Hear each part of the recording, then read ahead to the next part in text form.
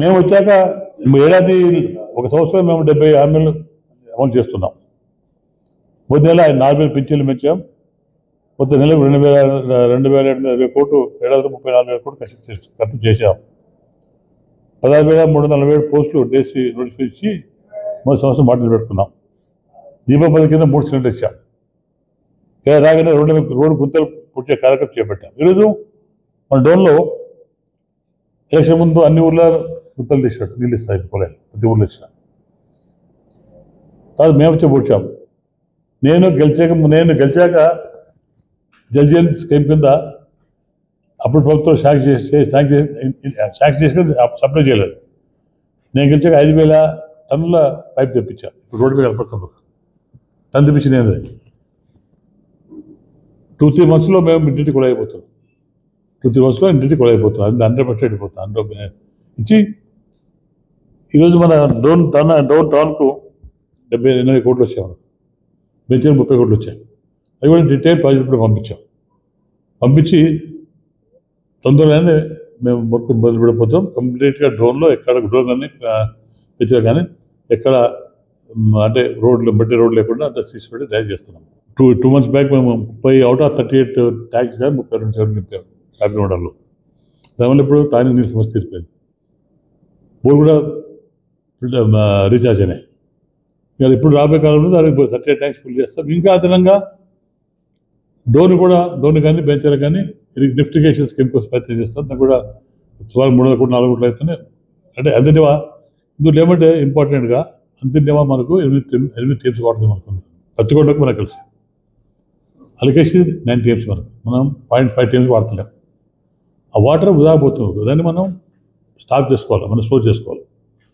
అందుకోసమే ఆ స్కీమ్ వల్ల నువ్వు ఎక్కడైతే కుట్రలు ఆ కుట్ర నింపుకుంటే డోన్ కానీ లేకపోతే గోర్కల్ నుండి బెంచర్లు కానీ అక్కడ నింపుకుంటే శాశ్వతంగా మనకు ఈ ప్రాంతం తాగి నీళ్ళ సమస్య కానీ తాగిన సమస్య దానికి అవకాశం అయితే కూడా 4,000 కోట్లు అయితే 300 కోట్లు అవుతున్నాయి. అది ఎస్టిమేట్ చేస్తారు. ఎస్టిమేట్ దాదాపు 2 years కూడా డెఫినెట్ శాంక్షన్ తీసుకుంటాను. 2 years కూడా కంప్లీట్ చేస్తాం. అందులో నీళ్ళు మనకు వేసిపోతున్నాయి. ఆ నీళ్ళు మనం తీసుకొని గొరకలు కూడా తీసుకొని దాదాపు 400 కోట్లు 500 కోట్లు అయితే తీసుకొని తొందరనే ఎక్కడ చెరువులో చిన్న అంటే వాటర్ వేసిపోకుండా ఎక్కడైతే వీలుందో అక్కడ సదుపాయాల్లో అక్కడ చిన్న ట్యాంక్ కట్టుకొని చెరువు అంటే రిజర్వాయర్స్ కట్టుకొని అక్కడ నీళ్ళు మన డోన్లో 2 times నీళ్ళు పెట్టుకుంటే మన జన్మ ధన్యం అవుతుంది. రైతు జన్మ ధన్యం అవుతుంది. అప్పుడు అవకాశం మనకు ఉంది. చిన్న కాలువ కానీ ఇవన్నీ కొంచెం మనం చూస్తున్నాం.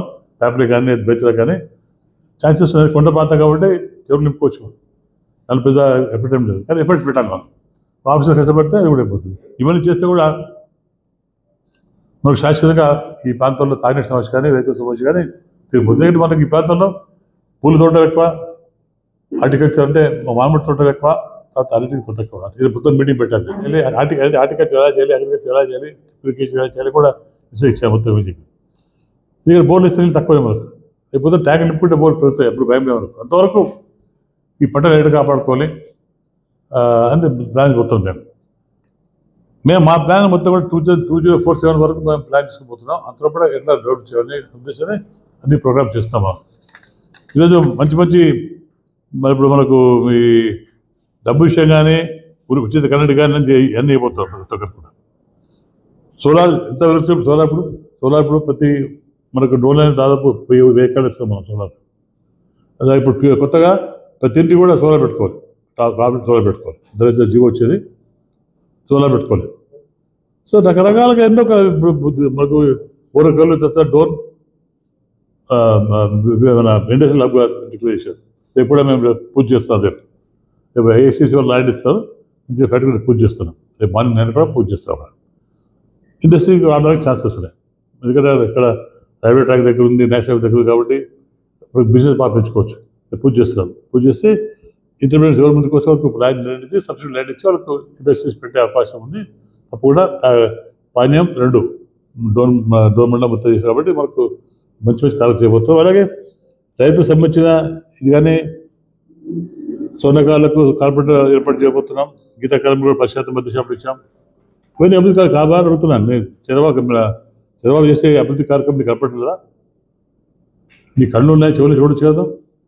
ఇవన్నీ అంటే మా మీద నిలబడి నీ చేసే తప్పులు పుచ్చడానికే నీ తప్పులు నాకు ప్రజలు తప్పులు చేశాడు నేను ఓడించాను. మళ్ళీ నేను జరిపే సమస్య అది జీవితాంతం నీ పార్టీ భూస్థాపన అయిపోతుంది. మళ్ళీ నువ్వు కలగట్టాడు నేను మళ్ళీ అవుతాను, అప్పుడు తోలు తీస్తాను, సముద్రాలు దాంట్లో పట్టుకొస్తాను, కేవలం కళలు మాత్రమే మిగిలిపోతాయి. ప్రజలు సానుభూతి కోసే మాట్లాడుతున్నాడు, భయపడకండి అని బయటకు వచ్చేది లేదు. అధికారినప్పుడు పెట్టరాలే, అధికారిప్పుడు బరదాలు పట్టుకొచ్చాడు, చెట్లు కొట్టేశాడు, పదాకలు పెట్టుకొచ్చాడు, ఇంటికి పెద్ద కొన్ని కోట్లు ఖర్చు పెట్టి మంచిగా వేసుకున్నట్టే దాంతో గెలుచుకున్నాడు. ఎంత అవసరం అది, అంత భయం అవసరం, ఫ్రీడమ్ అది. నువ్వు వైజాగ్లో కట్టించావు, వైజాగ్ 4,000-5,000 కోట్లు పెట్టి ఎక్కడ డబ్బది. కాబట్టి ఇవన్నీ నీ స్వార్థం కోసం ప్రభుత్వం వాడుకుంటున్నాం, ప్రజల కోసం కాదు అది.